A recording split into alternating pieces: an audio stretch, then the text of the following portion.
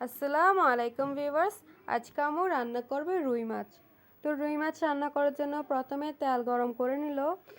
তেল গরম হয়ে গেলে সেখানে দিয়ে দিবে পেঁয়াজ কুচি আর কাঁচামরিচ।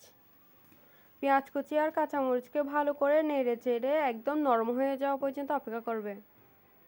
পেঁয়াজ নরম হয়ে গেলে সেখানে দিয়ে দিবে মরিচ বাটা, সামান্য পরিমাণ হলুদ গুঁড়ি।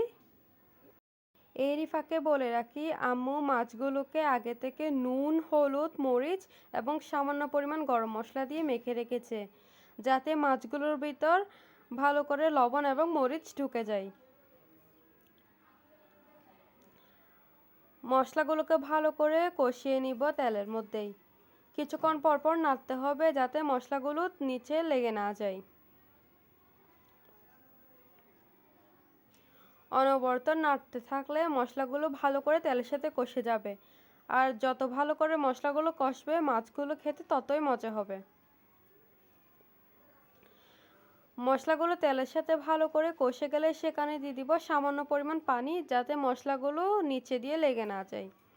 আবারও ভালো করে নেড়েচেড়ে কষিয়ে নিব। যেহেতু পানিটা কাঁচা পানি ছিল, তাই আরেকটু কষিয়ে নিলে ভালো হয়। এবার কষে গেলে সেখানে দিয়ে দিব আলু। মাছের পরিমাণ যেহেতু কম ছিল, তাইও আলু কম করে দিছে। তারপর দিয়ে দিল আগে থেকে মেখে রাখা মাছ। মাছ আর আলু দিয়ে ভালো করে নেড়ে ছেড়ে মাছের আলু ভালো করে কষিয়ে নিবে। আম্মু সামান্য পরিমাণ পানিও দিয়ে দিয়েছে, যাতে মশলাগুলো নিচে দিয়ে লেগে না যায়। তারপর ঢাকনা দিয়ে দিবে, যাতে মাছগুলো খুব দ্রুত সিদ্ধ হয়ে যায় বা কষে যায়। এই তো দেখেন মাছের মধ্যে বলক চলে এসেছে। আম্মু ঢাকনাটা খুলে ভালো করে নেড়ে চেড়ে নিচ্ছে।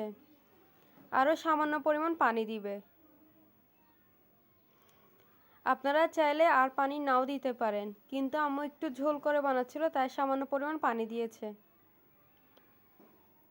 পানি দিয়ে ভালো করে নেড়ে চেড়ে নিব।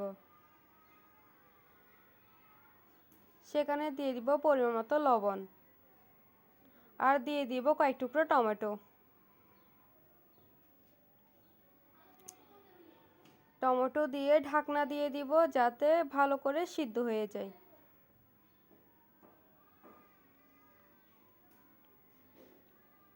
আপনারা কিন্তু লবণটা টেস্ট করে নেবেন এই ফাঁকে। আমাদের সব কিছু ঠিকঠাক ছিল, তাই আম্মু সামান্য পরিমাণ ধনেপাতা ছড়িয়ে দিয়েছে। এই তো কমপ্লিট আমাদের রান্না। আল্লাহ হাফেজ।